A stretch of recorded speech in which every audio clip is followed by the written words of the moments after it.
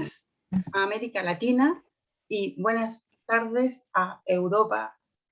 Queremos iniciar nuestro simposio, la educación enfrentadas a nuevas estructuras de aprendizaje, los desafíos docentes en la formación COVID-19 y post-COVID. Estamos iniciando el Congreso Internacional de Educación e Investigación 2021.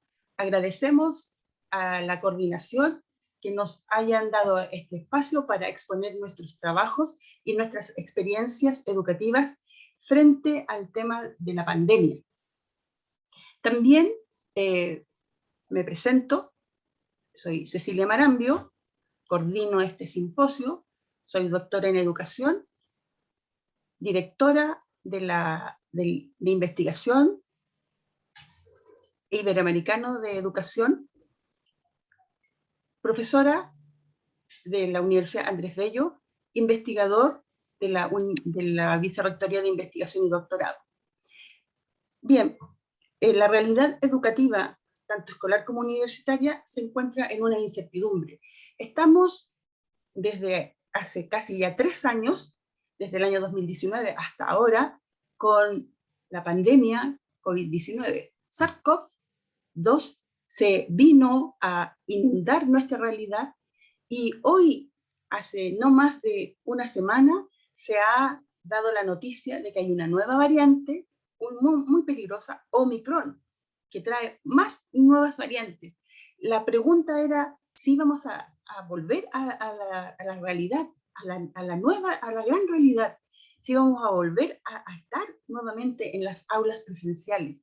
Y nuestro simposio hace referencia a esta reflexión profunda, si es que realmente vamos a estar enfrentados a esta presencialidad o a realidades donde realmente vamos a entrar a estar en clases virtuales, sesiones mixtas, híbridas que se ha dado por llamar, ¿no? Entonces, la vida escolar y universitaria ha cambiado y va a seguir cambiando, y como académicos y como docentes vamos a tener que seguir enfrentando esta incertidumbre y estas nuevas realidades, cómo educar frente al COVID, Omicron ahora, y a una realidad donde realmente vamos a tener que aprender a movernos con una nueva forma de enseñar, una nueva pedagogía. En este simposio se describirán reflexiones y análisis sobre la realidad educativa de la educación en entornos virtuales, sus efectos y posibles estrategias a usar en tiempos de la COVID. Las motivaciones de los jóvenes en contextos, cómo evaluar los nuevos procesos de aprendizaje, qué priorizar en los procesos educativos, las habilidades o los contenidos. Ese es un gran tema. Vamos a iniciar con nuestro primer ponente, que nos enfrentará a los desafíos de emergencia en tiempos emergentes en el siglo XXI, asolado por la pandemia. Reconstrucción de la escuela. Su autor es el doctor Francisco Gárate Vergara, académico de la Universidad de las Américas, investigador del Centro de Investigación Iberoamericano de Educación. Bien, muchas gracias, doctora, por la presentación. Sin lugar a duda, realizar este escrito es un desafío, más cuando aún nos encontramos en función de la pandemia. De alguna manera nos llama a reflexionar acerca de cómo se va generando y se va gestando los elementos que tienen que ver con la construcción de un nuevo conocimiento de parte de la escuela. En este sentido, son elementos conceptuales que se han venido produciendo, aunque de alguna manera ya estaban dispuestos dentro de los marcos normativos en la educación superior, la educación universitaria, pero en la educación básica, media, secundaria, educación para son conceptos que vienen a aclararse inicialmente, que se vienen incorporando dentro de nuestro vocabulario, como es conceptos como mixto, link, virtual, dispositivo, lo que es sincrónico, asincrónico, lo que era dual, son elementos que están presentes dentro de nuestra planificación y están presentes en nuestro vocabulario técnico. Donde tenemos que ver de alguna manera cómo la escuela va tomando, recogiendo y resignificando estos conceptos en función del aprendizaje. En este sentido, Cuando hablamos de esta educación virtual, no solamente tenemos una situación en función de los aprendizajes, sino que también tenemos elementos mucho más formativos que tienen que ver con los elementos estructurales. Nuestra sociedad no estaba preparada para un sistema de educación virtual ni a distancia. No teníamos los dispositivos, que tiene que ver de alguna manera con el uso tecnológico, pero de alguna manera cuando hablamos de aquello no tiene que ver solamente con los hardware o los software o conectividad, sino que también cómo vamos considerando el agente del espacio como agente educativo en la experiencia de aprendizaje. En ese sentido, muchas veces muchos elementos se volcaron de alguna manera a este tratamiento, de alguna manera, de cómo estaba la conectividad. Pero ¿qué pasaba finalmente en el proceso de calidad al interior de este proceso? ¿Cómo se consideraba de alguna manera este ambiente para desarrollar experiencias propicias para el aprendizaje? ¿Cómo se buscaba de alguna manera este cambio de edificio físico de la escuela a un edificio virtual, donde la escuela como elemento físico pretendía ser y suele ser un elemento promotor de derecho y de cobertura y de cobijo en función de cómo se va generando aquello? Por lo tanto, ahí tenemos los primeros inconvenientes, que de alguna manera estuvimos ligados en los primeros momentos al tema del hardware, del software y el elemento de conectividad como dispositivo y como principio. De alguna manera también tenemos que dar un salto de alguna manera cómo vamos asegurando que se vaya desarrollando un ejercicio de calidad en los aprendizajes y en la cobertura de los estudiantes. En ese sentido, utilizamos diversas plataformas, ¿sí? Teníamos una diversidad de plataformas que utilizábamos, como fueron las presentaciones, ¿cierto? Como eran aplicaciones, pero de alguna manera, cómo esta la íbamos configurando en función de generar efectivamente aprendizaje significativo y de alguna manera cómo podíamos impactar en función de aquello. Y aquí podemos decir que muchas veces fue del ensayo y el error, ¿sí? Utilizábamos dispositivos, utilizábamos plataformas, utilizábamos software, utilizábamos programas, sin necesariamente saber cuál era el impacto que iba a tener el aprendizaje del niño, de la niña. No teníamos, de alguna manera, visualizado elementos, porque muchas veces lo que ocurrió fue querer trasladar, de alguna manera, este espacio físico de la escuela a un espacio virtual sin entender el contexto de la virtualización, sin entender la priorización, sin entender las gamas que se van abriendo y que se van sosteniendo en este proceso. Por lo tanto, cuando hablamos de generar y construir de alguna manera estos elementos, los vamos construyendo de manera compleja, ¿sí? Por lo tanto, cada tipo de plataforma también va a ir requiriéndose en función de cada tipo de estilo de aprendizaje, de ritmo de aprendizaje y también del desarrollo de saberes que se quiera conectar.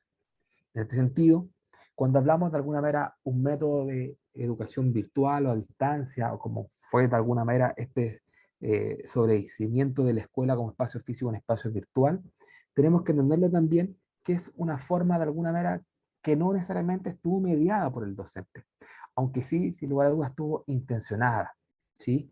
Intencionada en función de la enseñanza, pero ¿qué pasó en función del aprendizaje y cómo se iba planificando? ¿En un aprendizaje que efectivamente queríamos generarlo de manera sincrónica o eran respectivamente asincrónicos? Por lo tanto, de alguna manera, ¿cómo fue ocasionando este elemento de generar las competencias de autorregulación, de autonomía o independencia frente al aprendizaje?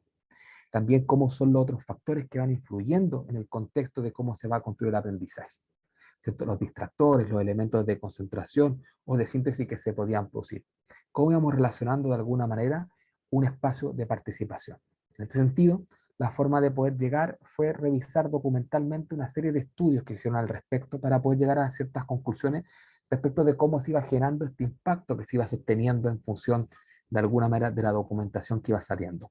Documentación que provenía cierto de organismos internacionales como la OCDE, ¿cierto? Como la UNESCO, como la UNICEF, o como también fueron parte de los ministerios de educación u otras plataformas digitales que iban entregando algún elemento. En este sentido, el método finalmente fue documental para poder de esa manera generar un soporte teórico que era sustento a esta nueva forma de ir visualizando la educación. Por tanto, lo primero que vimos o fue sostener de alguna manera cómo se fueron generando alguna confusión conceptual entre lo presencial y lo virtual.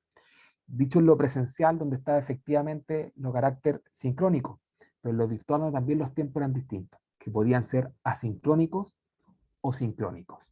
Pero también podríamos ver cómo se va generando esta situación de la dualidad, en el sentido que tratamos de pensar que lo presencial con lo virtual podrían generar un mecanismo dual de compatibilidad en función de los aprendizajes.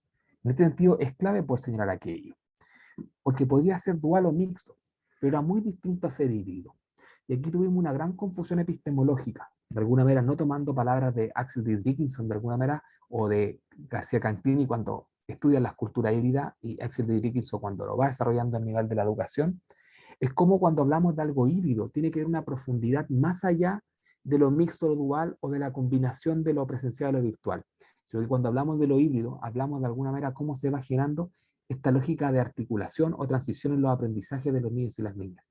En el sentido también cómo se va generando de alguna manera este respeto por el aprendizaje, donde el currículum tiene que ser contextualizado, tiene que ser situado en función de la realización de los aprendizajes que se quieran llevar.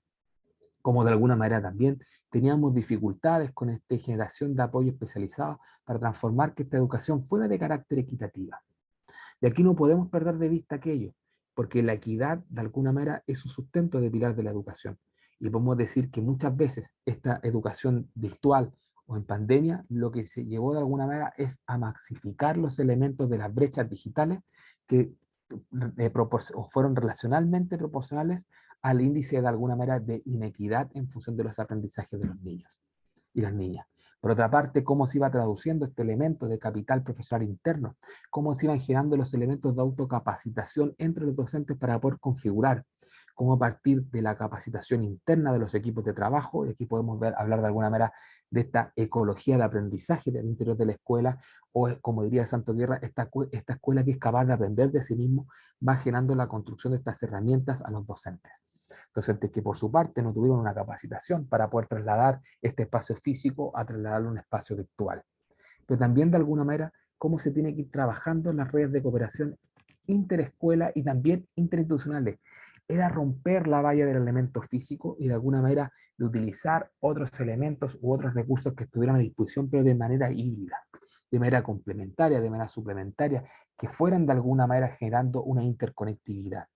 Si efectivamente la pandemia nos llevó a superar el espacio físico, teníamos que utilizar las cargas virtuales para generar una educación híbrida. Por lo tanto, una interdependencia, una interconectividad en función de aquello. Pero también, por sobre todas las cosas, un empoderamiento y implicancia no tan solamente de los docentes, sino que también acá hablamos de la configuración de las familias como elemento importante de la construcción de aprendizajes. Acercamos nuevamente a las familias en función de la configuración de los aprendizajes y cómo se generando. Por otro lado, la autonomía de los centros educativos a poder disponer el currículum de la mejor manera posible, buscando las distintas metodologías o estrategias que fueran siendo funcionales al aprendizaje y al momento también de acompañamiento que se iba requiriendo.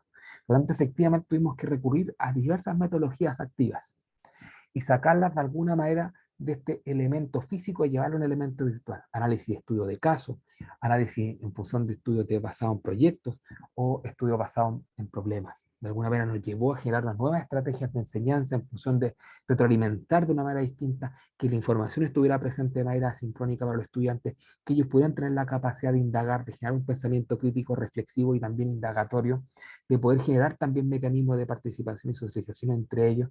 Por lo tanto, hablamos de alguna manera que el docente generó unas nuevas estrategias del traslado de lo físico a lo virtual, sin muchas veces con muchas lógicas teóricas, pero sí de alguna manera con mucha profesionalización y vocación en torno a ir construyendo aprendizajes de carácter significativo. Por lo tanto, de alguna manera, nos hizo esta pandemia obligado a pensar críticamente, a reflexionar sobre nuestro actuar, pero también a reflexionar problemas, a innovar, a comunicarse, a colaborar, a comunicar de alguna manera y aumentar la velocidad de respuesta en función de nuestros tiempos.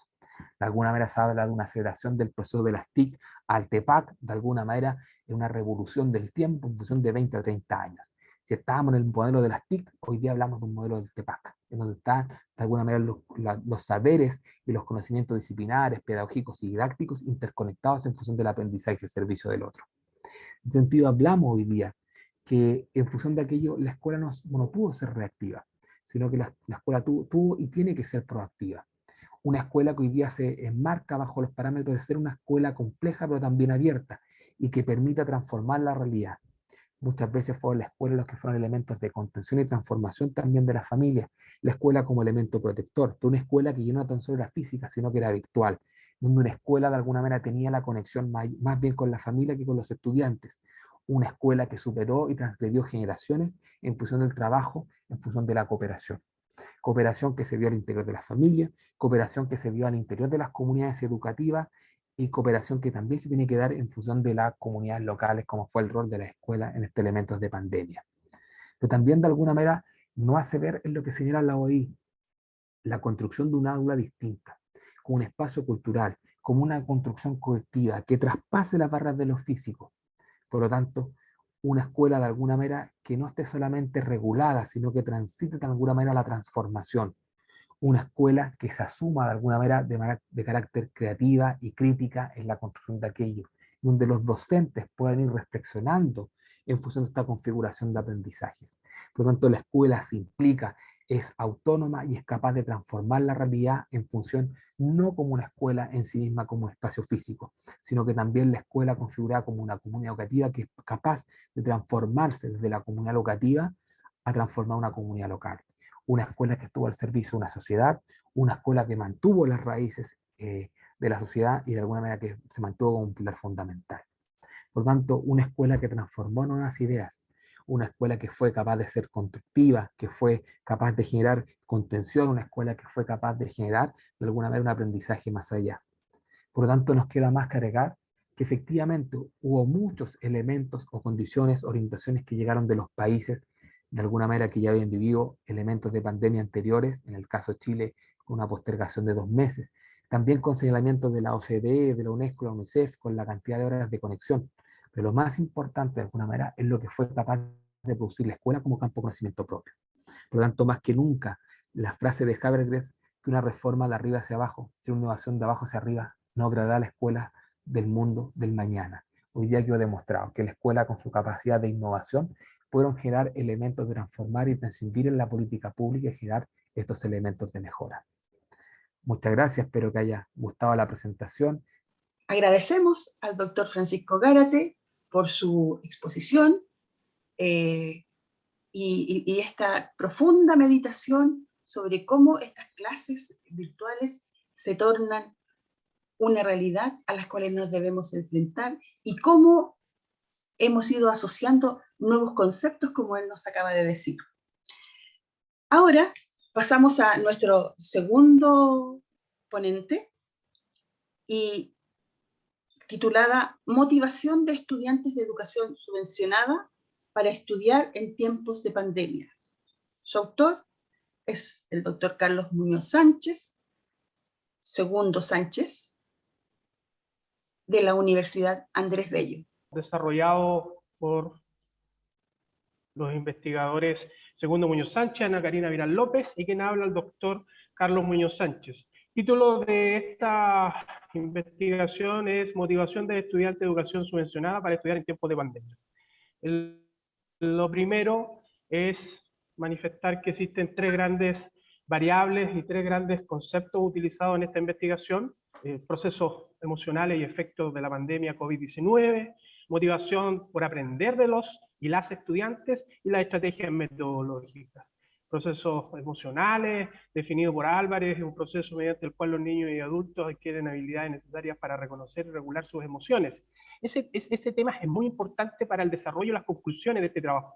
La motivación, obviamente, tiene que ver con las creencias, entusiasmo, seguridad y confianza, así como lo manifiesta Horchin en el 2020, y finalmente las estrategias, según Gutiérrez 2018, ¿cierto? Responden desde las capacidades docentes para determinar los medios y formas para proporcionar información a los estudiantes. Dicho lo anterior y llevado a un contexto 2021 del Ministerio de Educación de Chile, hay datos que nos señalan que a nivel socioemocional el 70% de los niños y niñas y jóvenes dijeron tener dificultades para expresar sus emociones, un dato que no es menor, y sobre todo en estudiantes de tercero y cuarto medio, que 9 de cada 10 así lo evidenciaron. Y finalmente, la efectividad de las estrategias, también dicho por el Ministerio de Educación, ¿cierto?, se ven influenciadas sobre los factores socioemocionales, económicos y familiares, que estos obviamente pueden afectar la motivación y además, como estamos en épocas de pandemia. Veamos los objetivos de esta investigación. Bueno, en general es analizar procesos de motivación de estudiantes de educación subvencionada para estudiar en tiempos de pandemia, objetivos específicos, diagnosticar estos procesos pedagógicos evaluativos, comparar la experiencia de los procesos de información 2020 y 2021, que es un dato que no es menor, muy importante, y determinar finalmente el estado emocional de los estudiantes de la educación subvencionada. El método aplicado es el enfoque cuantitativo con un diseño descriptivo y la recogida de información fue a través de una encuesta de satisfacción. Fue aplicado el coeficiente alfa de Cambridge con 0,93, que es considerado muy alto, ¿cierto? El instrumento se dividió en 3 subescalas: procesos pedagógicos evaluativos, comparando experiencia de procesos de información 2020-2021 y sobre estado emocional. Finalmente, todo el análisis se aplicó a través del paquete estadístico SPSS versión 15. Algunos de los resultados obtenidos en esta investigación, bueno, acá tenemos la primera tabla que hace referencia a las 3 subescalas. Como ya el estudio tiene cierta importancia sobre la emocionalidad, el dato más relevante es la dispersión que alcanza la desviación en la tercera subescala, que está relacionada con el estado emocional. Tiene una dispersión bastante alta, siendo a su vez la dispersión más baja los procesos pedagógicos y evaluativos. Veamos algunos datos que nos entrega la investigación para dar cuenta de esas desviaciones. Lo primero, en la subescala comparando experiencia de los procesos 2020-2021, podemos evidenciar que los estudiantes manifiestan que los procesos de clase online 2021 están mejor ordenados que el 2020. Eso quiere decir que también los establecimientos, o el establecimiento educacional donde se aplicó esta investigación, estaba mejor preparado. En la segunda subescala, procesos pedagógicos evaluativos 2021, podemos evidenciar que la consideración del uso de las plataformas informáticas para trabajar las clases, ya sea Teams, Zoom, aplicadas por los docentes, tienen una alta valoración, así como también los estudiantes evidencian que se preocuparon de conectarse a todas las clases, alcanzando 67% de aceptación. Y finalmente la tercera subescala, donde está marcado sobre el estado emocional, la motivación solamente alcanza a un 16,5%. O sea, tenemos estudiantes que no evidencian una alta tasa de motivación al realizar todos los procesos pedagógicos y evaluativos en el año 2021. Pero no obstante, tal vez el dato más alto está que controlan ellos las horas de sueño, están durmiendo mejor, y que de una otra manera también ellos se sienten seguros en este 2021 en comparación al 2020. Algunas de las conclusiones, que son 3, sin lugar a dudas, de las subescalas nombradas anteriormente, la relacionada a la tercera sobre estado emocional, es lo urgente y tendrá efecto en el futuro muy negativo y duradero en nuestros estudiantes y jóvenes, porque evidentemente ese es un trabajo que debemos proyectar hacia el 2022 y en adelante. Dentro de las implicancias que está dentro de este estado emocional, la desmotivación, inseguridad, estar tenso, horarios de sueño y cansancio son principales aspectos que evidencian los estudiantes y que pueden ser aplicados desde la administración y gestión de los recursos. Aquí hay un hecho que es bastante importante, o sea, los establecimientos educacionales tienen que estar preparados para poder trabajar este estado emocional y entregar seguridad y orientación a los estudiantes. Finalmente, la fortaleza de los establecimientos educacionales debe estar desde las bases, que son los proyectos educativos institucionales. Desde ahí se funda esta relación de formación integral y emocional. Y por tanto, y aunque esté el COVID-19 y todas aquellas variantes que nombró muy bien la doctora Marambio al inicio de la presentación de este simposio, vendrán otras pandemias de diferente índole y tenemos que estar preparados, y tienen que estar preparados los establecimientos educacionales. Con esto terminamos la investigación, motivación de estudiantes de educación subvencionada para estudiar en tiempos de pandemia. Gracias, doctor Carlos Muñoz. Es un interesante estudio el cual nos señala cómo los estudiantes secundarios necesitan esta protección emocional al iniciar las clases, en Chile por lo menos, las clases presenciales. Bien, ahora vamos a escuchar a la doctora Karina Villarroel y a la profesora Paulina Acuña, que han hecho un trabajo junto con la profesora Sandra Urra. Su aportación titula Co-construcción y resignificación del sentido educativo en virtualidad, el valor de las relaciones en tiempos de pandemia. Estas autoras representan y trabajan en la Universidad Andrés Bello, en el Magíster de Didáctica Inicial en Lenguaje y Matemática. Adelante, doctora Karina y profesora Paula Acuña. Nuestra presentación se sitúa desde una experiencia en educación superior. Una experiencia que es movilizada desde el contexto. Comienza la pandemia, nosotros nos encontrábamos en el año 2020, segunda semana de clases, y cambia abruptamente el escenario educativo. Mucha incertidumbre, mucha suposición, mucha frustración al inicio, a raíz del desconocimiento, a raíz de la falta de certezas, sobre todo para el profesorado. Aparecían palabras nuevas, ¿no? La educación sincrónica, se nos sumaban otros términos, HyFlex, híbrida, y todo esto no solo afectaba, ¿cierto?, la dinámica educacional situada desde los programas de asignatura, sino que afectaba directamente las relaciones, las formas de establecer vínculos, nuestras formas de relacionarnos, de interactuar. Pero sucedió algo que es muy interesante y que nos llevó a la reflexión y que nos motivó a iniciar estas experiencias. La clase seguía siendo la tradicional. Seguíamos funcionando igual que en el paradigma racional técnico. Ya seguía siendo una clase más bien instruccional, homogénea, seguía existiendo el pizarrón, ¿ya? o el PowerPoint, pero las relaciones eran diferentes. Entonces esto nos lleva a una reflexión inicial en torno a la idea de encuentro, cómo resignificar la clase y llevarla, ¿cierto?, a un proceso, como diría Maturana, de convivencia desde las conversaciones, aquellas donde nos transformamos.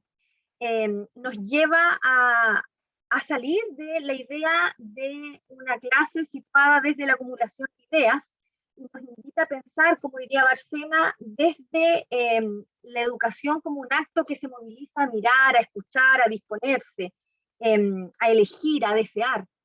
Y desde ahí también nos situábamos un poco desde Jorge La Rosa, cuando nos interpela respecto de que los estudiantes se resisten muchas veces al proyecto educativo que los profesores tenemos. Y eso nos parecía muy interesante porque el estudiante hoy día se comunicaba de otra forma. Apagar su cámara, estar silenciado, usar iconos, era una forma, era un lenguaje diferente, pero probablemente los profesores no leíamos ese lenguaje. Cuando hablamos de lenguaje, nos referimos un poco desde las ideas de Cagliari y de Malaguzzi, de estas múltiples posibilidades expresivas que tenemos las personas, y que no solo son el lenguaje verbal y escrito, que han sido, ¿cierto?, jerarquizados y priorizados en la educación.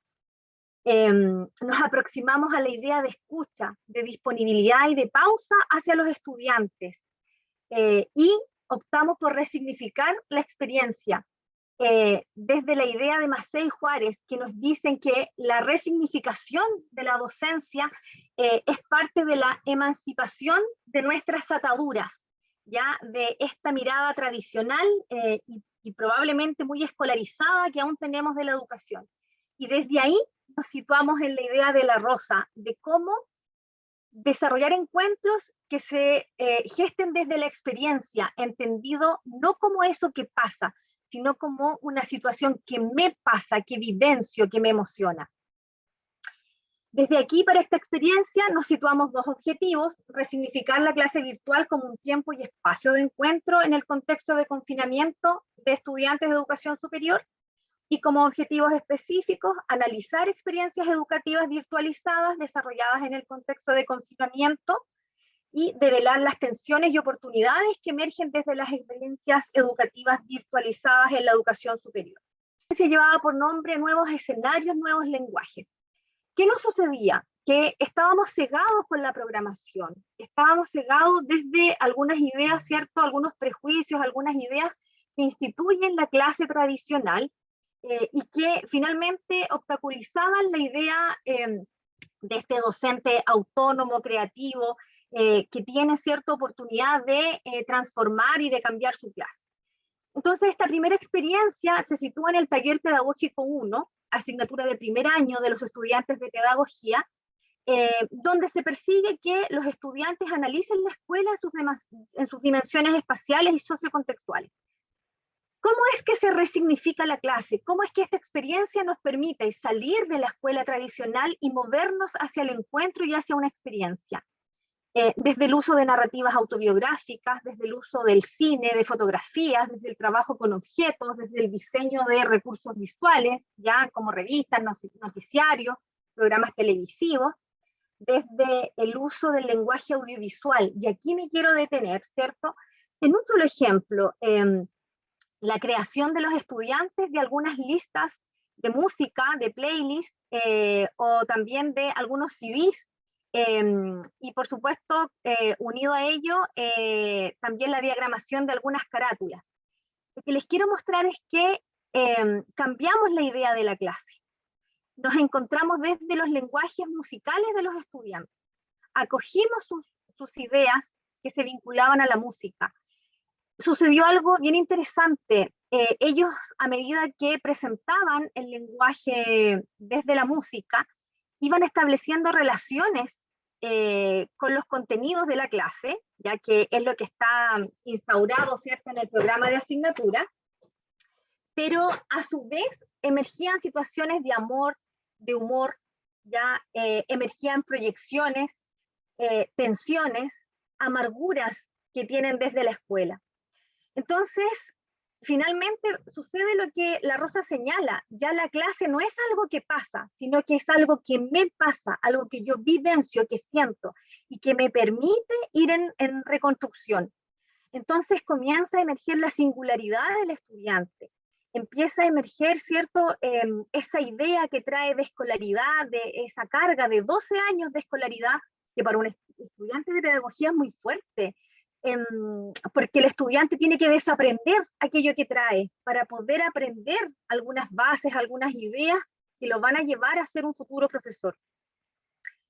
La experiencia, estos nuevos escenarios, estos nuevos lenguajes, invitó a que el profesor se separara un poco de la programación tradicional y nos permite aperturarnos hacia ideas, lenguajes y historia de los estudiantes, donde los contenidos de la clase, los objetivos, los resultados de aprendizaje, sutilmente se deslizan porque aparecen.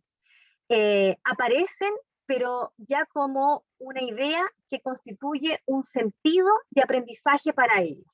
Dentro de los resultados que nosotros podemos compartir de estas experiencias, lo primero es hablar desde las tensiones que emergen desde los inicios de los procesos de virtualización, tensiones que involucraban tanto a docentes como a los y las estudiantes. Para los docentes en un primer inicio estaba la tensión de que las clases no estaban resultando, y fundamentalmente este no resultar respondía a situaciones como la falta de conectividad, ¿cierto?, o las cámaras recurrentemente apagadas, y por lo tanto este no resultar estaría situado desde acciones ajenas a nuestro quehacer pedagógico y más bien a elementos de los y las estudiantes, con una falta también de autocrítica de nuestra acción pedagógica. Pero es considerar que ellos no contaban con las condiciones mínimas que les permitieran afrontar estos procesos formativos, ¿cierto?, desde la virtualización. El acceso a una conectividad, ¿cierto?, el acceso a Internet, ¿cierto?, la disponibilidad de tener un equipo para poder hacerse parte de estos encuentros sincrónicos, de estas clases virtualizadas, y la privacidad de sus hogares que les permitiera, ¿cierto?, poder disponer de un tiempo-espacio, ¿cierto?, para poder participar de estas actividades. También la manifestación que ellos tenían del temor, porque si bien nosotros sabemos que esta pandemia partió como una emergencia sanitaria, fue atravesando todos los ámbitos de nuestra sociedad, desde los elementos económicos, la fuente laboral de muchas de las familias de los estudiantes, y también la salud, la forma de relacionarnos, e impactando también en la salud mental de docentes y estudiantes. Y por último, otra de las tensiones que salía con mucha fuerza era que las experiencias que se relatan en este artículo, ¿cierto?, tienen que ver, están situadas en asignaturas de primer año, y por lo tanto los estudiantes también manifestaban una necesidad de vivir y experienciar encuentro y presencialidad, ¿cierto?, en sus procesos formativos, porque la universidad es mucho más que poder ingresar a una carrera, ¿cierto?, o a un programa. Significa vivir la experiencia universitaria de compañeros y desarrollar códigos comunes. Todos estos elementos claramente van a influir en la disposición al aprendizaje y se transformaron en una invitación, ¿cierto?, a las docentes que diseñaron estas experiencias para repensar la forma de, para repensar, ¿cierto?, la experiencia de la enseñanza. El segundo elemento de lo que se releva de los resultados son las nuevas formas de pensar la clase. Ambas experiencias, ¿cierto?, buscan promover, ¿cierto?, el aprendizaje a partir de la generación de diálogos que sean cercanos, ¿cierto?, que sean abiertos, donde los estudiantes se sientan con la oportunidad, ¿cierto?, de poder expresarse libremente. Pero además, que este diálogo se construye, ¿cierto?, reconociendo y relevando los otros lenguajes que tienen los estudiantes, que tiene que ver con lo audiovisual, con lo objetual y con lo emocional. ¿Ya? Y a partir de eso se construyen estos diálogos, están en común, ¿cierto?, sus asombros, sus historias de vida, sus ideas, sus preconcepciones, ¿cierto?, también que ellos tenían frente a la escuela, ¿cierto?, a la formación universitaria, y también su singularidad. ¿Ya? Y lo que permite, ¿cierto?, el uso del trabajo a partir de estos lenguajes es de que la experiencia educativa trasciende esta clase estructurada, ¿cierto?, del inicio, desarrollo y cierre, y se abre como un encuentro, ¿cierto?, en el cual los estudiantes reconocen que hay un aprendizaje más allá del logro de ciertos aprendizajes conceptuales, sino que hay una experiencia, y que el aprender pedagogía requiere de la experiencia. Y por último, el encuentro, el tercer resultado tiene que ver con el encuentro con el aprendizaje desde las diferencias. Y esto tiene que ver con el relato que tienen los y las estudiantes de primer año sobre sus experiencias, sobre su experiencia educativa, las que mayoritariamente estaban muy arraigadas en los discursos de las expectativas que tenían los docentes frente a sus aprendizajes, y donde también se instalaban ciertas ideas de que las relaciones entre docentes y estudiantes se situaban desde la desconfianza, desde la distancia y del vacío. Estas experiencias les permitieron a ellos hacer una transición desde sentirse espectadores de sus procesos de aprendizaje a ser protagonistas de sus procesos de aprendizaje, ¿cierto? Y que además les permitió analizar, ¿cierto?, analizar la escuela, pero también resignificar las vivencias que ellos vivían en las escuelas. Y esa resignificación es tremendamente importante, sobre todo cuando una persona que se está formando como un futuro educador, porque va a ser movilizador de los cambios que posteriormente pudiesen promover ellos en sus escenarios de trabajo. Los y las estudiantes valoran estas instancias, estas experiencias pedagógicas vividas, ¿cierto?, porque les ha permitido, a pesar del confinamiento y la virtualidad, les permitió poder cohabitar un espacio común, ¿cierto?, que era igualitario entre pares, pero también entre docentes. ¿Cierto?, del acto pedagógico a través de la escucha, en una escucha donde hay una disposición de todos por escuchar al otro, pero también por validar esa teoría, validar donde el otro también se siente validado en sus teorías. Se transformó en una experiencia para compartir sus historias de vida, sus anhelos y las frustraciones que también estaban viviendo en estos procesos de confinamiento. Un espacio, ¿cierto?, de conversación que partió siendo en una conversación desde desconocidos, pero que se transformó, ¿cierto?, en un espacio común, en el cual que se fueron compartiendo, ¿cierto?, estas vivencias, y se fue construyendo el acto educativo. Y desde ahí, un primer elemento también es que se trasciende a esta enseñanza centrada en los contenidos, y se transforma, ¿cierto?, esta experiencia en un encuentro, en un espacio colectivo, donde los y las estudiantes se sienten valorados desde sus singularidades, y que además se transformó en un espacio de acompañamiento también para estos tiempos de confinamiento.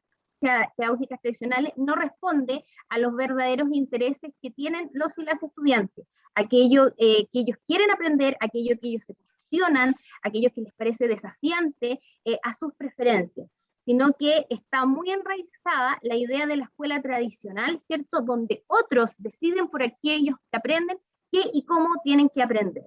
En estas experiencias, ¿cierto?, los estudiantes logran vivenciar una relación distinta con el educador, un educador que co-construye espacios de aprendizaje con ellos, ¿cierto?, en los cuales hay espacio a la confianza, al apoyo, ¿cierto?, y donde ellos visualizan a sus docentes como mediadores, como dice Freire ahí, que les permiten vivir experiencia con los y las estudiantes para que puedan opinar, ¿cierto?, criticar, escoger y juzgar, ¿cierto?, y optar libremente en el encuentro pedagógico, ¿ya?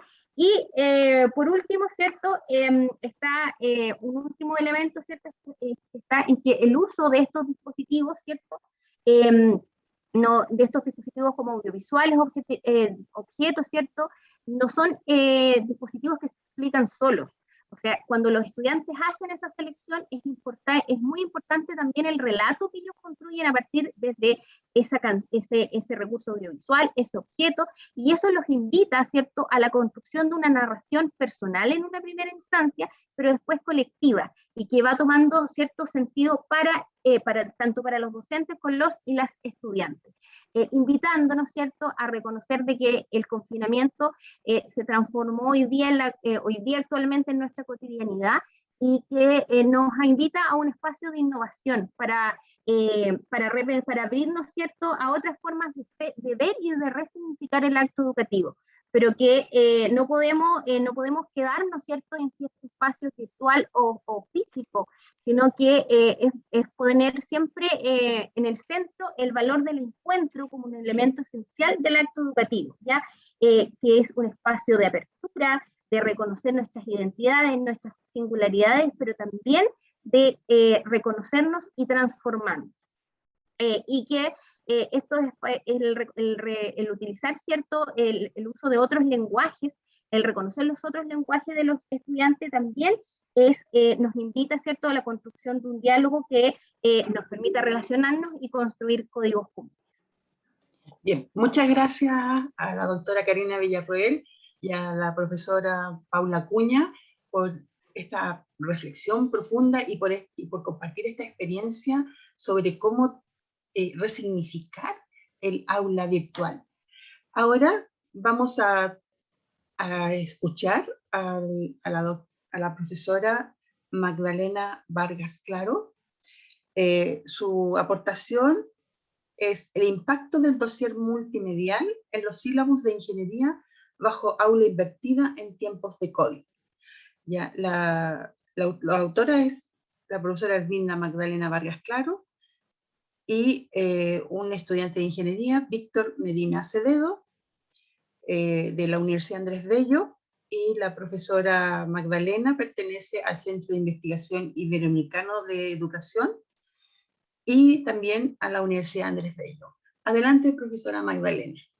Primero que nada, agradecer la posibilidad de poder presentar este trabajo que nace precisamente un poco por lo que mis anteriores colegas indican en sus estudios.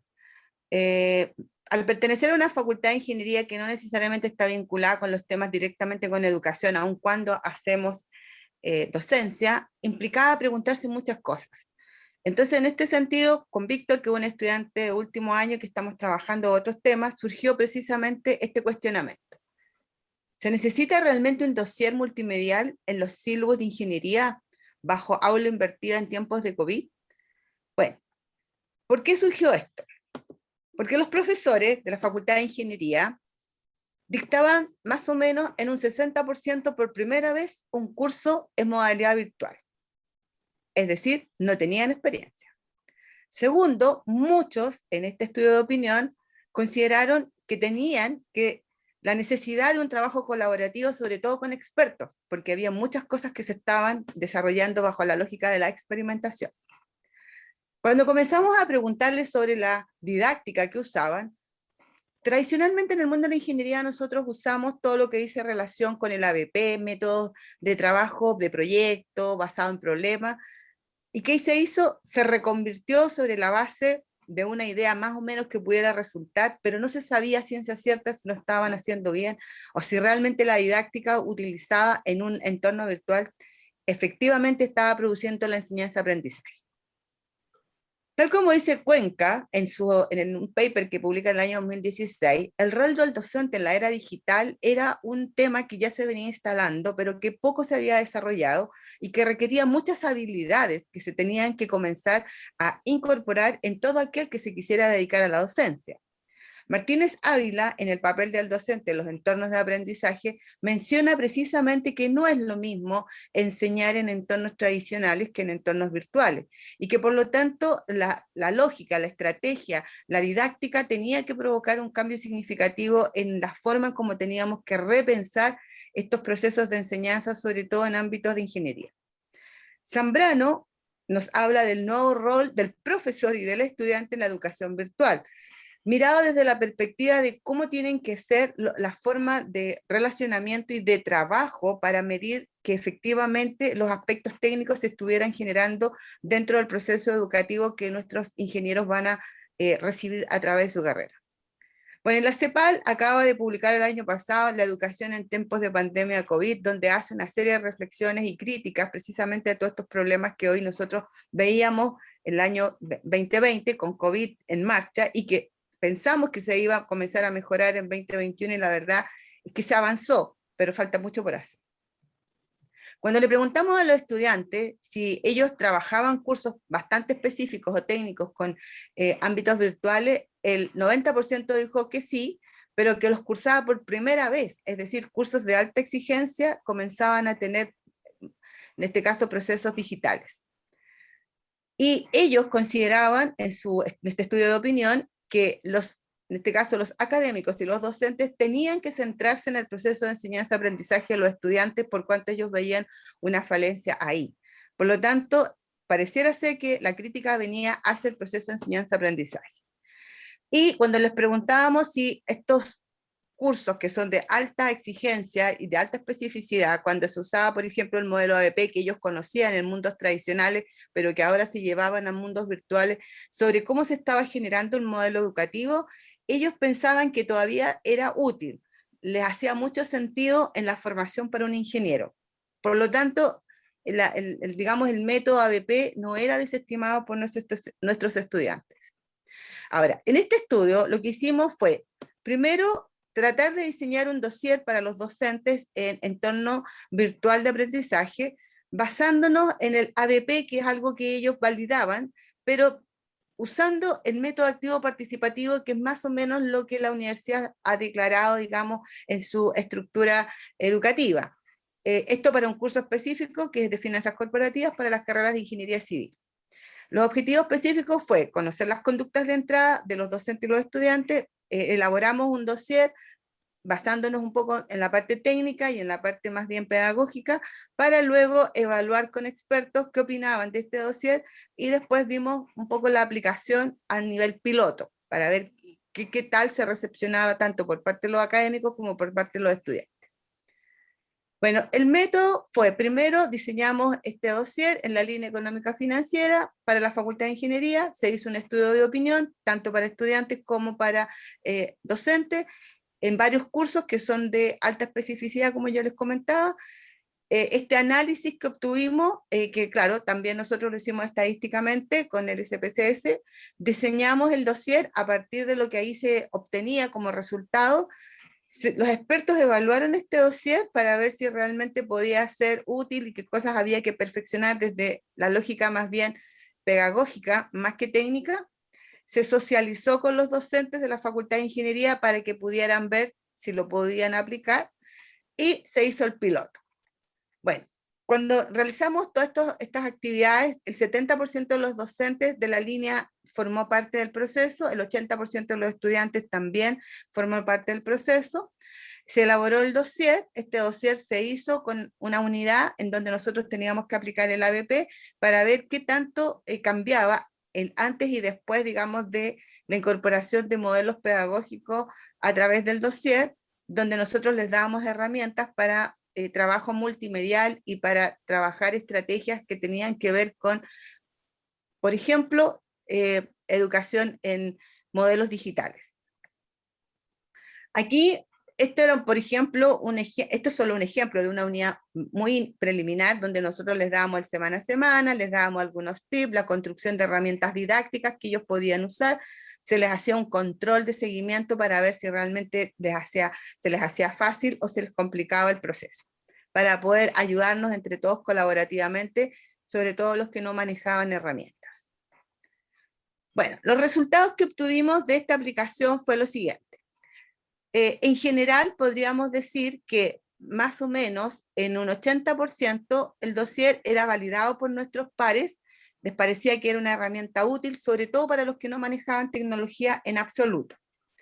Por otro lado, teníamos también una valoración muy importante porque ellos consideraban que el hecho de que uno les ordenara el proceso, sobre todo en la estrategia pedagógica con la didáctica, como que ahora les comenzaba a hacer más sentido.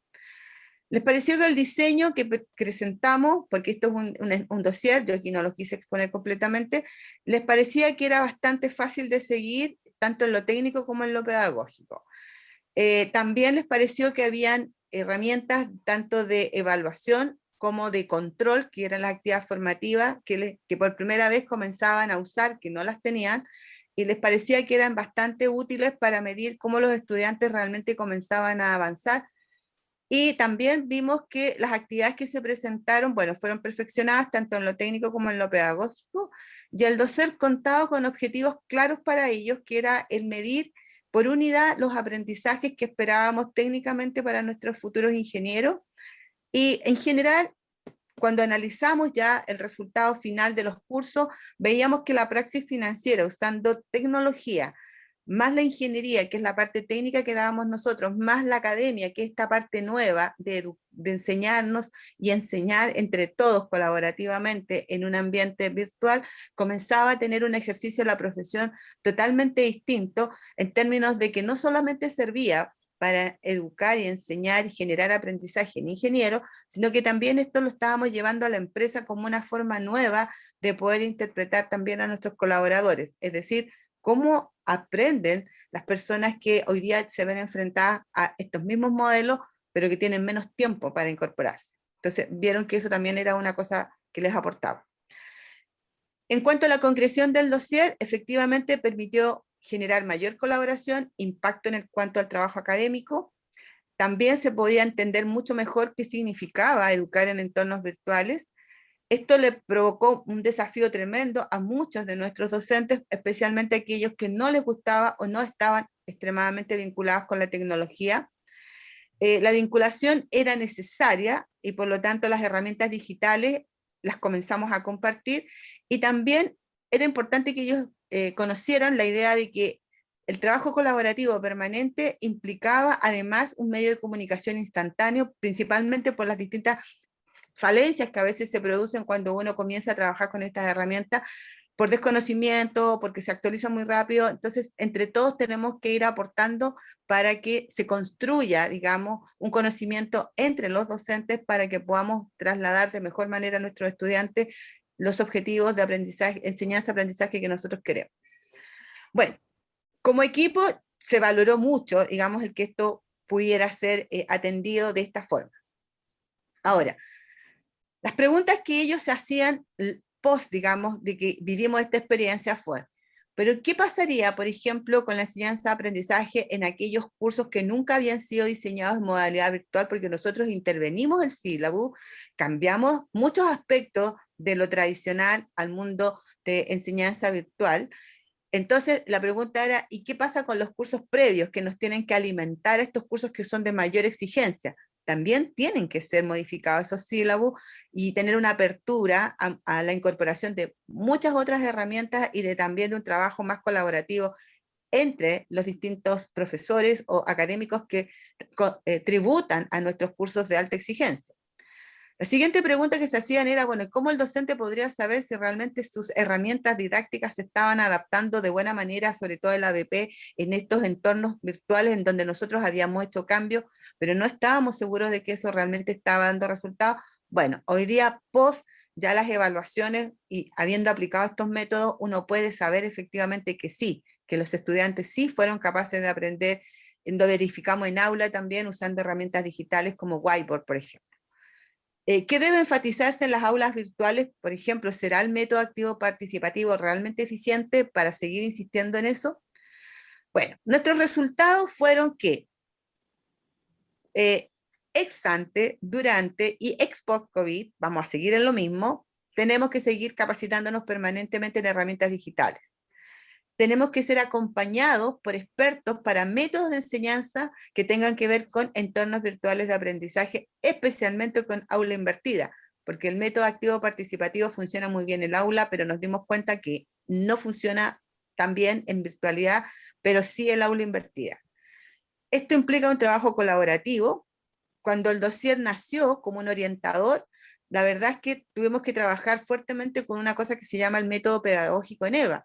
¿Eso qué significaba? Que teníamos que darnos cuenta que nuestro rol era guiar al estudiante, y estudiantes que son muy variados, y que por lo tanto teníamos que tener respuestas prácticamente en 24 horas para evitar la ansiedad y la desmotivación de nuestros estudiantes.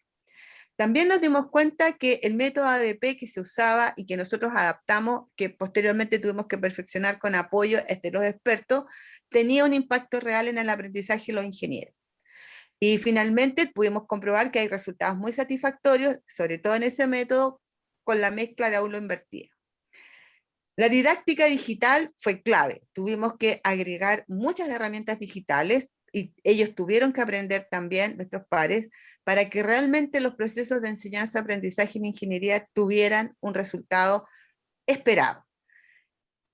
Hoy día podemos decir que falta mucho por hacer, a nosotros nos falta mucho por aprender. Los estudiantes valoraron este año una forma distinta de poder entregar nuestro proceso de enseñanza-aprendizaje, pero esto fue un proceso. Esto no fue de la noche a la mañana, o sea, yo diría que tuvimos un año de aprendizaje. Bueno, eso es un poco el trabajo que nosotros desarrollamos. Está muy enfocado en la empírica, como ustedes pudieron ver. Si bien es cierto, tomamos elementos de autores que criticaban muchas cosas, nosotros tratamos de llevarlas a la práctica y encontramos algunos resultados que esperamos les puedan ser de utilidad. Muchas gracias, profesora Magdalena. Creo que ha sido una gran experiencia y si vamos observando, vamos analizando, casi todas las experiencias van tocando los mismos puntos, ¿no es cierto? Cómo trabajar en esta virtualidad, cómo lograr los aprendizajes en esta virtualidad y cómo proyectarlos, ¿no? O sea, hay que tener esta mirada prospectiva también. Bien, ahora tenemos una nueva ponencia, las clases y la evaluación virtuales en educación superior cuando SARS-CoV-2 nos invade. Las autoras son la doctora Cecilia Marambio, la doctora Michelle Mendoza, la investigadora Carla Lobo, de la Universidad Andrés Bello y del Centro de Investigación Iberoamericano en Educación. Expondrán la doctora Michelle Mendoza y la investigadora Carla Lobo. Adelante. Buenas tardes a todos, muchas gracias por esta oportunidad de poder compartir con ustedes nuestra experiencia, nuestro trabajo, el trabajo que realizamos junto a Cecilia y a Carla. Bueno, como dijo Cecilia, nuestra presentación se titula Las clases y la evaluación virtuales en educación superior cuando el COVID nos invade. Bueno, para empezar, nosotros quisimos compartir experiencias en el fondo, lo que ha sido vivir la virtualidad, las clases virtuales en el contexto universitario. ¿Ya? Como ya han dicho todos los colegas, ¿cierto? No estamos enfrentándonos a una situación bien particular con esto de la pandemia para todo el sistema educativo y en todos los niveles.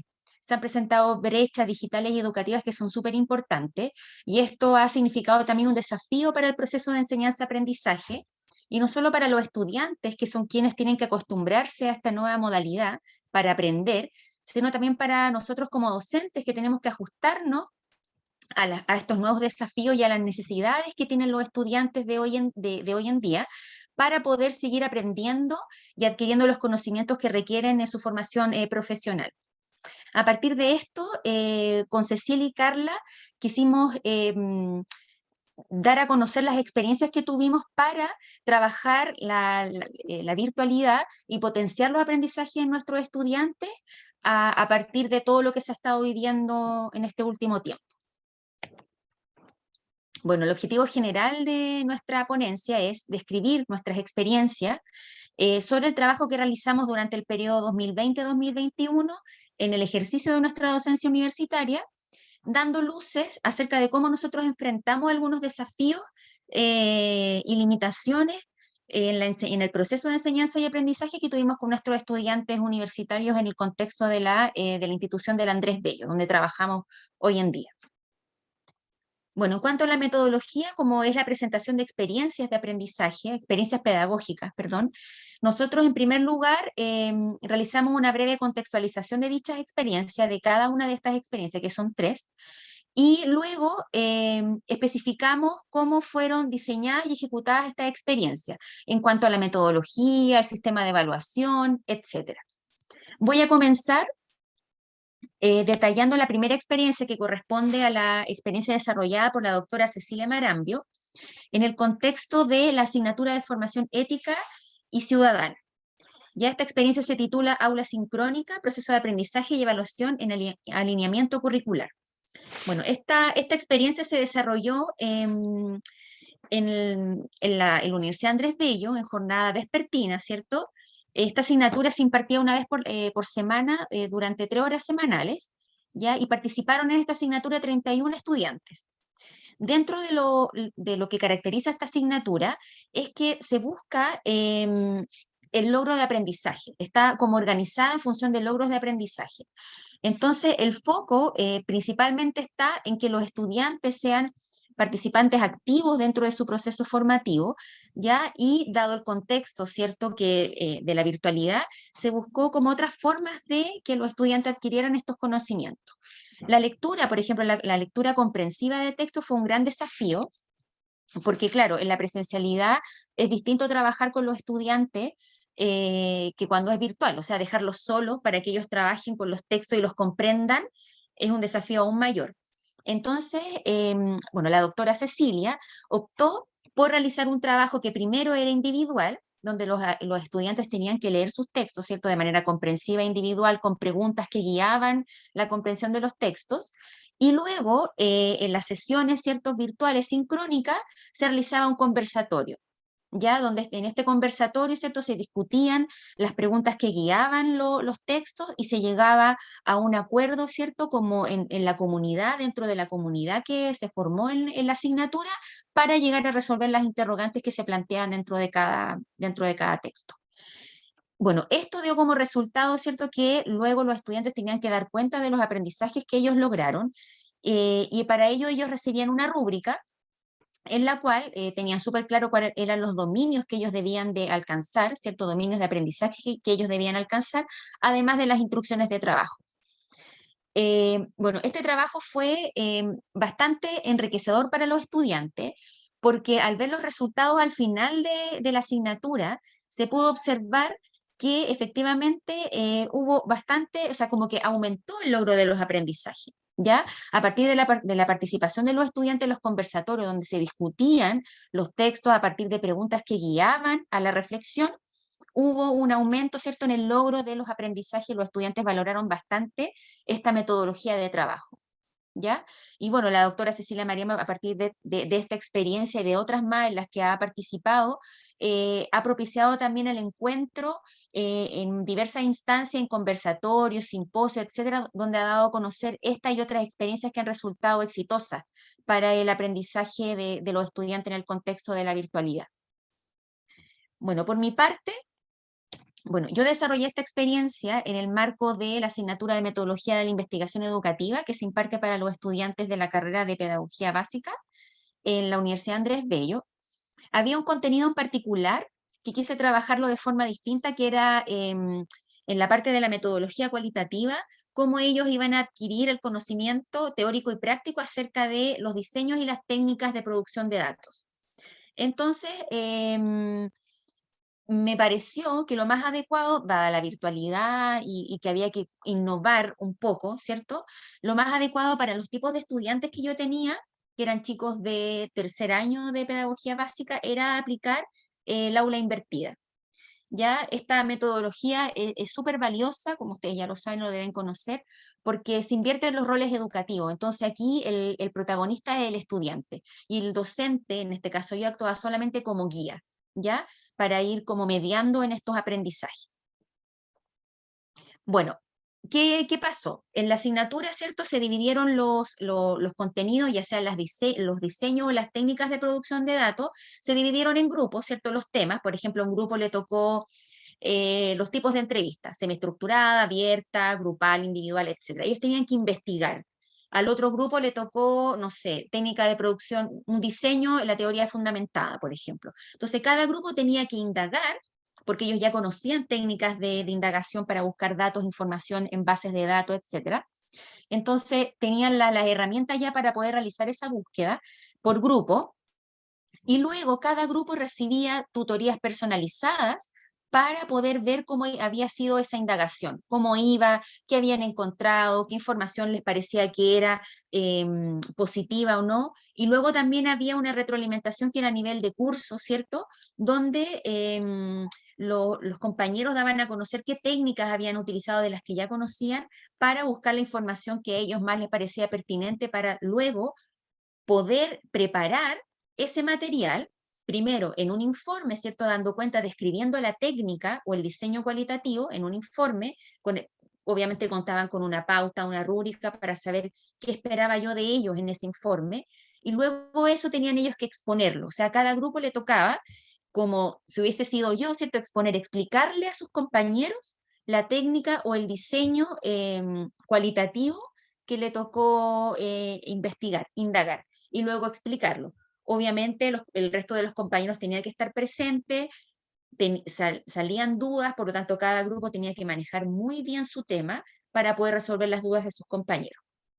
Fue una experiencia bastante positiva, sobre todo porque luego los estudiantes de cierta forma se sentían como expertos en el tema que les había tocado, ¿ya? Y además se propició que buscar a cada grupo a partir del diseño, la técnica que le hubiese tocado, que seleccionaran un paper donde se pudiera reflejar el uso de ese diseño, de esa técnica, cosa que después ellos también dieran cuenta y explicaran, miren, y nosotros, bueno, nos tocó el diseño, la investigación-acción, este tipo de diseño, y encontramos este paper en el cual se hace esto y el diseño se utiliza de esta forma, se plantea así, entonces para que fuese desde el punto de vista también práctico. Y luego, bueno, como les dije, se realizó primero la entrega del informe, una retroalimentación de ese informe, y luego venía la presentación donde cada grupo tenía que explicarle al resto de sus compañeros la técnica o el diseño en cuestión. Y ahora le doy paso a Carla, que va a explicar su experiencia y luego las conclusiones de nuestra experiencia. Gracias, Michelle. Mi experiencia se desarrolla en el contexto del aula sincrónica de los cursos de inglés transversal de la UNAP, que se dictan a la mayoría de las carreras, y están organizados con una carga semanal de 6 horas. Estas 6 horas, a esto se le denomina modalidad blended, porque son 6 horas que antes eran presenciales, o sea, 3 horas que antes eran presenciales, más 3 horas de trabajo individual asincrónico en una plataforma. Luego las 3 horas presenciales, lógicamente, pasaron a sesiones sincrónicas semanales. En el contexto presencial, el requisito de asistencia era de un 75%, o sea, la asistencia era obligatoria. Y el cambio de modalidad online, la asistencia de la asignatura de inglés transversal quedó libre. Por lo tanto, la asistencia a clases de los estudiantes bajó considerablemente. Por ejemplo, en un curso de 30 estudiantes, la asistencia promedio era de 10 semanal. Un desafío importante para trabajar, que es el foco de la enseñanza del idioma, de un segundo idioma, es el desarrollo de habilidades. Se trabaja el desarrollo del habla, de la escritura, de la lectura y de la escucha, y el que se vio más afectado sin duda fue el desarrollo del habla. Las actividades orales se vieron impactadas por esta modalidad online, donde muchas veces los estudiantes aseguraban no tener micrófono, simplemente no querían participar por el micrófono. La mayor parte de la participación se daba a través del chat y en el idioma nativo, en el español. No quisieron verse forzados los estudiantes a producir el segundo idioma. Y en relación a esto, así como esta habilidad fue la que se vio más perjudicada en el trabajo para desarrollarla, también se vio afectada al momento de evaluarla, porque era muy complejo evaluarla en modalidad online. La primera modalidad que se pensó para este tipo de evaluación fue un video, donde los alumnos se grababan y lo enviaban por correo al profesor o profesora, pero este video realmente no era un contexto natural donde se podía producir el lenguaje. Muchas veces estaba editado con algún programa de edición, los alumnos ensayaban lo que iban a decir, se aprendían un guión o simplemente leían. Por lo tanto, el lenguaje no se daba de manera natural ni fluida como se esperaba para esta evaluación. Entonces, el departamento de inglés, si puedes avanzar, Michelle, por favor, a la próxima diapo. El Departamento de Inglés, evaluando esta situación, define cambiar la modalidad de evaluación y la evaluación pasa a ser una evaluación oral sincrónica. Se evalúa en la clase, en el contexto real y en tiempo real. Ese fue uno de los beneficios, ya que al estudiante se le presentó una situación en el momento, lógicamente relacionado con los contenidos y vocabulario que ya manejaba, pero la producción pudo ser más fluida, no había espacio para la edición, para aprenderse un texto de memoria. El otro beneficio fue la posibilidad de autocorregirse, ya que el profesor o profesora estaba ahí escuchando al estudiante y podía dar pistas o guiar para que el estudiante se autocorrigiera cuando había algún error. La retroalimentación también se vio beneficiada porque fue inmediata. Anteriormente con el video la retroalimentación era muy tardía. En esta modalidad de evaluación sincrónica, la retroalimentación venía de inmediato cuando el estudiante terminaba su presentación y entonces se hacía consciente de sus errores y fortalezas en el mismo momento y se planteaba desafíos a trabajar para las próximas evaluaciones. Y sí, siempre conscientes de la ansiedad que genera en los estudiantes hablar en un segundo idioma delante de sus compañeros y compañeras, se resguardó el espacio individual y se crearon salas individuales, las que se llaman breakout rooms, y ahí los estudiantes pudieron presentar solo con el profesor o profesora y así disminuir esta inseguridad que les provoca presentar frente a un curso. Esa es la experiencia en relación a la evaluación de esta habilidad en los cursos de inglés transversal de la Universidad Andrés Bello. Y en relación a las conclusiones de nuestras experiencias con Cecilia y Michelle, concordamos en que es fundamental trabajar las competencias y habilidades de los estudiantes, más que priorizar los contenidos para que ellos puedan ser autónomos en su proceso de enseñanza-aprendizaje y puedan enfrentar mejor estos cambios tan drásticos que sufrieron, como pasar de presencial a online o híbrido a HyFlex, etc. Un desafío grande que nos queda por superar como país es superar la brecha digital que impidió el aprendizaje en muchos casos de muchos de nuestros estudiantes en la universidad que no tenían acceso a computador o que no tenían acceso a internet. Un reto trascendental que plantea García Peñalvo y que quisimos tomar para esta conclusión es la interrogante: ¿cómo empoderar el aprendizaje significativo en tiempos de crisis? Y todos los investigadores aquí han manifestado ideas en relación a eso. En relación a la educación superior, este desafío es aún más importante, ya que estamos formando a los profesionales del mañana. Por lo tanto, debemos enfocarnos en metodologías activas que favorezcan el aprendizaje de nuestros y nuestras estudiantes. Y entonces las experiencias aquí pretenden reflexionar en torno a esta modalidad virtual y también relevar la importancia de cómo este aprendizaje online debe ser adaptado a las necesidades de los y las estudiantes en el contexto universitario. Gracias. Bien, Muchas gracias.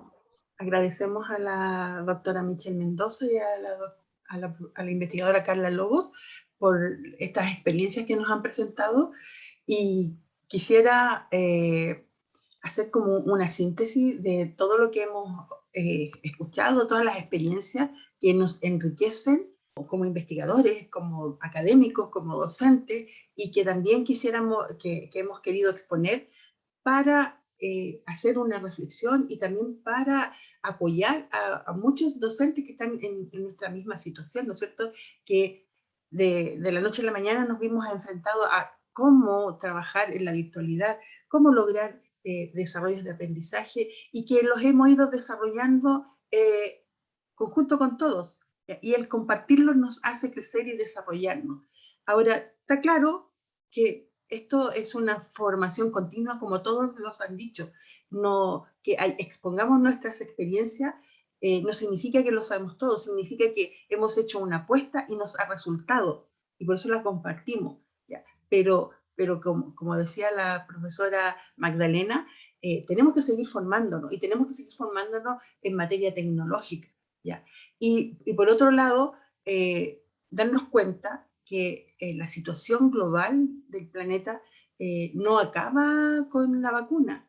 Ya sabemos que estamos más protegidos. ¿Ya? En Chile tenemos la tercera dosis de refuerzo, pero aparece Omicron con una amenaza de nuevas variantes que se están multiplicando, y entonces ya estamos pensando qué hacer, y entonces la educación no puede parar, porque la educación es un derecho, y como decía el profesor Gárate, es un derecho de justicia social para todos, ¿ya? Y que no se debe generar brechas digitales, como todos los han mencionado, y como la doctora Karina y la profesora Cuña decían, esto tiene que resignificar el sentido del aprendizaje, de la enseñanza, de lo que estamos entregando, que los estudiantes vuelvan a querer lo que están aprendiendo a portas de mirar una nueva visión y de hacernos preguntas, ¿ya? De cómo esto está resultando y de cómo podemos irlo mejorando. Pero también, como todos lo han dicho, lo dijo el doctor Carlos Muñoz, esto es un trabajo también de todos, un trabajo colaborativo, un trabajo de mirar a los estudiantes de secundaria, universitaria, y los más pequeños también, que afecta a su emocionalidad. Entonces tenemos que atender ese trabajo emocional, no solo de ellos, sino que también de las familias. Entonces, esto es una mirada integral. Atención al área tecnológica, adaptarnos nosotros a esos procesos tecnológicos, y luego renovar los procesos pedagógicos, como todos lo han dicho, y después cuáles son los mejores, como decía la profesora Magdalena y como decía la profesora Michelle Mendoza, ¿no? Junto con Carla. Queremos agradecerle a todos los participantes a este simposio, agradecer a los investigadores que nos han expuesto sus experiencias y nos ayudan a desarrollar nuestro conocimiento, a todos los participantes quienes nos han escuchado. Ustedes han visto que en las exposiciones cada investigador puso su correo, les pueden escribir, hacerles preguntas para profundizar más estos contenidos. Nosotros por ahora nos despedimos, agradecemos al Congreso Internacional de Educación e Investigación por abrirnos las puertas y comunicar todo este contenido. Así que muy buenas noches, buenas tardes a Europa, buenos días a Iberoamérica y Latinoamérica. Nos vemos en otra ocasión. Hasta luego.